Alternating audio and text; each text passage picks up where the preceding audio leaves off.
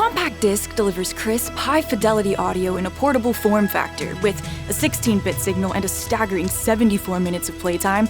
It's the sound of the future. Make memories to good music. Invest in quality headphones. Always make a soundtrack, because pretty soon you won't be listening to music. You'll be listening to who you were.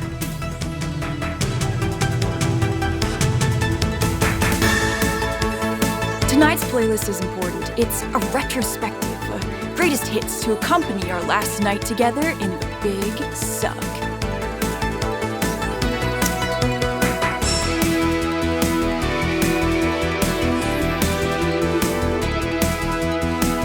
A milestone like this requires preparation, a schedule. One must think ahead to experience the now. These are the last hours of our high school affair. It's romantic. I want to say something lighthearted, so I say, I bet one of us dies this time.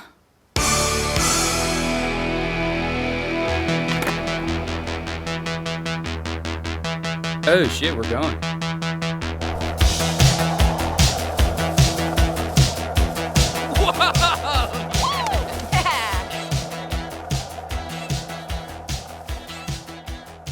I'd like to apologise for the very long intro sequence, but I thought that sequence sets up the game perfectly. It introduces the three main characters and the general theme to the game. This is about Stacy, Van and Cassandra. Stacy and Van have been friends since, way back when, and Cassandra's like a latecomer to the team, but ultimately they're all really good friends now, and this is their last night in their hometown. So music is the backdrop and the main theme for the game. It's not the only theme, but it's the thing that kind of takes you from one scene to another. Now Stacy is big into her music, and she likes to select the right track for the right moment. That's kind of like the whole thing. She's made up this mixtape to take them through their last night together in their hometown. Now I know if I leave the soundtrack in place, I am going to get a copyright claim against probably most of my video. Now I believe that might affect visibility a little bit, but ultimately I've got 200 and something subscribers, so I'm not going to lose any ad revenue, and so yeah, screw it. Let's just leave some of the themes in, because I think to review this game without the music in place will be like trying to show somebody a piece of art who's blindfolded. Early on I wanted to get the elephant in the room addressed, and that is that this game is not a game in the conventional sense. So yeah, you are having input and you're skating down roads and you're jumping through fields and doing little mini games, but these are very light mechanics, and I feel like the big enjoyment for this game is the nostalgia trip and the enjoying the characters and watching them go on this journey. For me personally, that was a really good part of the game, but for other people who come to this game expecting a bit more input, I think this is definitely not the type of game for you, and you may not really appreciate what they're trying to do here. Even games like Life is Strange, they had gameplay mechanics that kind of went over the top of the narration and made the game feel a bit more involved, whereas this game you are literally in a few different areas and you can walk around, you can interact with objects, and it is the way this is done that for me made it so endearing and so enjoyable. Okay, so as you get into the game, you open on a really nice action sequence. You're flying down the streets and doing something I've always wanted to do but never actually got around to doing, and that's skateboarding down a massive great big hill in a town. It's fun. It's fun to watch what's going on around you, but immediately you can tell this isn't a skateboarding game, and yet you are skateboarding, for example. The game feels a bit clunky, a bit slow to respond, and what you can do on the skateboard is very limited. But that's not the point.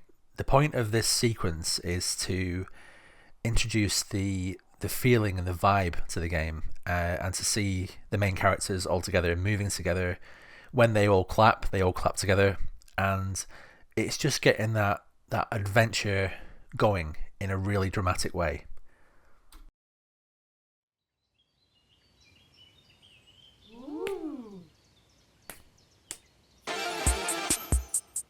You know the music that plays before a concert? Bands always use the same playlist when they're setting up the stage. That's because it's a countdown. Roadies know when their jobs begin, when they finish, and when the playlist ends, the show begins. This playlist, the one you'll be hearing today, is a countdown to my last night in Blue Moon Lagoon. You're still going through with this? Afraid so. I leave for the airport at 6 a.m. You've ruined our road trip. I know this. What's the name of this woman who's tearing us apart? Bella Deltone. So you fly to New York, you give this woman your mixtape, and what, she just hires you? After she listens to the mixtape, yeah. I'll become the world's foremost music supervisor. What's a music supervisor?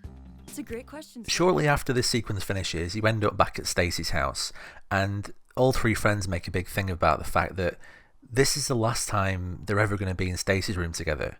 Obviously somewhere they've all hung out together, all spent time together, getting drunk, getting wasted, doing whatever they do as teenagers. But this is like a monumental moment for them. This is like the last time. And you definitely get a sense of that through the characters, what they say, things that are hanging around the room. And the big thing is that they were meant to go on a road trip after school had finished. And now Stacy is actually taking an opportunity in New York to go and visit her sister and do something with her music. So obviously this is an element of tension in the group. In terms of interaction and gameplay, what you essentially are doing in this room is moving around the room, looking at different objects, and I have to say straight away, the way that you interact with objects, I love it. So for example, on one object you pick up like a cassette tape, and I remember myself rewinding them with you stick a pencil inside the rotor and turn the pencil to wind them back. I remember doing that myself. And also recording the broadcasts on a Friday and Saturday night from the local radio station to get all the latest hits for free. And it was an acquired skill to get the recording to happen without actually catching all the adverts. I think it was at this point in the game I realised exactly why I was personally enjoying this game so much.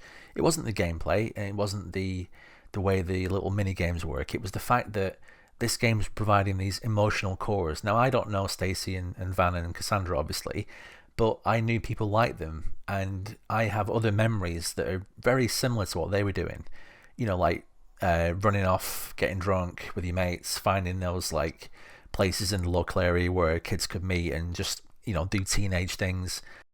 All of these memories can be related to by all of us, and so when you're seeing these kids doing these stupid things, you've kind of got a smile on your face if you're as old as I am, because I look back and we did similar things, and it's that nostalgia trip that I really enjoyed. Now, to say I'm a nostalgic person is like saying the Pope is a little bit religious. I really do think about my past a lot, and I do miss the 80s and 90s. I miss going to video shops and renting out films over the weekend. I miss analog sound equipment. I just miss all of that stuff. And even now in theory things are a lot better in terms of the internet and access and information. Back then, every inch of the world hadn't been photographed. You could go to somewhere and get a really decent photograph and it meant something, whereas now there's 1,000 pictures of every place on earth. Things like music, I can turn on my music streaming service now and get any track from anywhere in the world. Whereas back then, even though you had less, it felt like more. It felt special. Slater, this is fantastic. You think so? Yeah!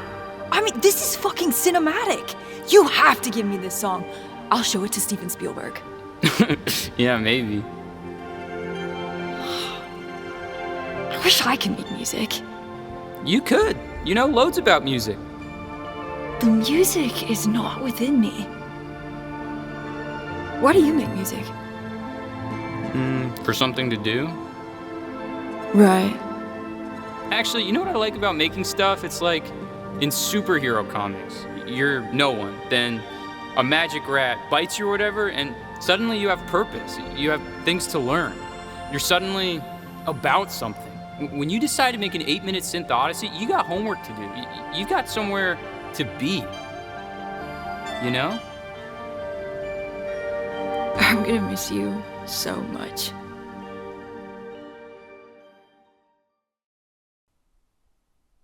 one of the other elements of this game that some people have criticised is the length of the game, and I can see this. The game runs between, say, 3 and 4 hours, I would say. If you just sit down in an afternoon, you'll complete it no problem. Now, thinking about it, you don't visit that many places in the game. There are a couple of set pieces where, like I said, you can walk around and explore them areas and pick up objects and chat to the different NPCs. And then there are these other sequences, flashbacks, where you are going back into your memories and the game is explaining why things happen, why somebody thinks a certain way, and explaining how the relationship between the 3 friends and other people have evolved over the years. I think the soundtrack to this game is one of my defining parts about why I love it so much. A lot of the tracks I know very well. I've actually heard some I don't know, so I'll be looking them up once I finish this review. In terms of the voice acting, again, I think this is a very strong element to the game. I mean, even in their first game, the developers, they secured people like Carl Weathers, Mort Strong, Lena Headey, who played Cersei in Game of Thrones, and yeah, you can really sense the voice acting quality. I mean, these are teenage kids, and teenagers, as if you know any, you'll know that they can be quite unlikable sometimes. So I think it's a very fine balance between making them authentic teenagers and also giving them something to engage the player, making them interesting enough for people to actually want to listen to what they're saying. Because, yeah, I mean, teenagers can often be quite cynical and sarcastic, and that's about all you're going to get. In terms of the visual representation, the graphics of the game, I think, again, they've really done so well with this on most levels. The environments all look really authentic, lived in. I love the graphical style of the game. So the game moves around in a normal frame rate, but then a lot of the characters themselves, they have this like stop motion effect, which I think can be a little bit jarring in some situations, but overall I love the clash of the two effects, and I think it makes it have its own unique style, so I like that. A lot of the smaller sequences where the game pans off and does like a little like an animation or a little collage of different instances, they're very well done, and the production value is of a very high caliber. Obviously, this developer is, you know, they're talented people, so they've put a lot of effort into these sequences, and it really pays off. Lighting is also exceptionally well done. You know, like you can go into rooms and you can see sunlight coming through the windows and just casting these perfect shadows across the room. And I love when lighting is done well in a game. It really does ground the entire scene. So yeah, very well done with this. There are some instances of the game where the graphics are a bit let down. Like, for example, when characters are moving through foliage in some of the outdoor areas, like Stacy will literally just phase through the foliage. Now, I get that would have been adding a lot of rendering and physics to a situation that was probably going to be used like once or twice in the game. So I get in some areas they have to cut corners, but yeah, that was just a bit of a break in the suspension of disbelief. But just a few little tiny things like that, and also like the way the characters sometimes drop off a ledge to a lower area. Like there's no real give in the characters' legs. So little things like that you will notice. But overall, this game is absolutely stunning, and the developers have done a really good job of bringing you into that era and presenting all the objects, the characters, the cars, the buildings. It all looks like the era and the theme that you're meant to be in. So yeah, really, really well done. I think we're supposed to go all the way to the far side of the fields. Well, should we float out there? Start a new life? Let's waste an afternoon. It's never a waste.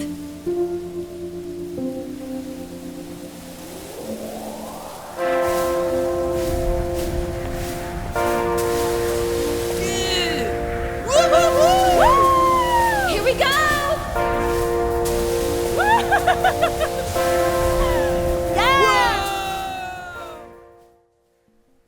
It has to be said that some of the gameplay elements are very abstract, and for some people this might be quite jarring, as in 1 minute you're skateboarding and that's like a tangible thing that we could do, but then in another sequence you're literally like bounding down this field and through these outdoor areas, and it's almost like a representation of how teenagers feel.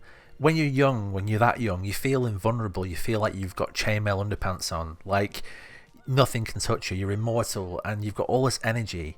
And I think that's what the game is going for. It's trying to like simulate that feeling of being young and free.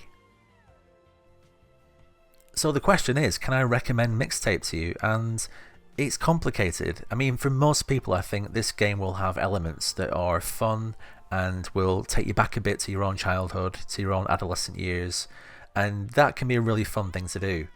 And this game does that so well. It has so many emotional cores that even though they're not your memories, they will take you back to your own memories and make you smile and make you think, yeah, we did that, and that's great. I think for a very small amount of players, this just doesn't have enough gameplay involved, and so it's going to, you know, make people not want to play it. Now for £14-15, I don't think you can go wrong, but I think in 2 hours on Steam, if you play it for 2 hours, you're going to know whether you like it or not. And if it really isn't that game for you, then yeah, refund it. But I hate to do that, because indie developers like this, they need them funds to keep going and to fund the next game.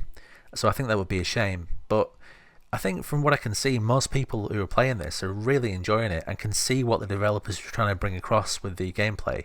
But more importantly, the characters and the way they've brought them to life with memories and with these various sequences, which, yeah, they're not very involved, but the visuals, the light, the dialogue, it all comes together and it gives you this really great feeling of being in that place at that time. Now, I love to rewatch films over and over again if it's one of my favourite films, like Breakfast Club, Stand By Me, Big Trouble in Little China, you know, whatever film it is. I have some films I've watched way too many times than I can admit to, but they never change. Those films never change. The characters are always the same things are said. So why do I do that? And I've often thought about that. I often think about, why do people watch films over and over again? And I think it is because the suspension of disbelief takes you into that place. You are not just watching the film, you are almost mentally in that place. And you just enjoy that ride, you enjoy the story. And I think occasionally I'll get this game back out, I'll download it and give it another playthrough, just to experience that nostalgic trip again. And I will just say, my second playthrough of this game, I actually played through on my Steam Deck at night in bed. I was just playing a few hours before I'd go to sleep, and yeah, I mean, I can see myself taking this away on holiday, and just, if I'm bored at night somewhere or in a hotel, I can just get this out and go through it in a few hours. And it's just a really interesting story. So yeah, Steam Deck is definitely an option. And there we go, guys, that's my review for Mixtape. Thanks for staying till the end if you did, and I would love a like, a subscribe, but most of all, let me know what you think of this game. Are you going to play it, and do you feel like it will bring you back to your own like adolescent years and childhood?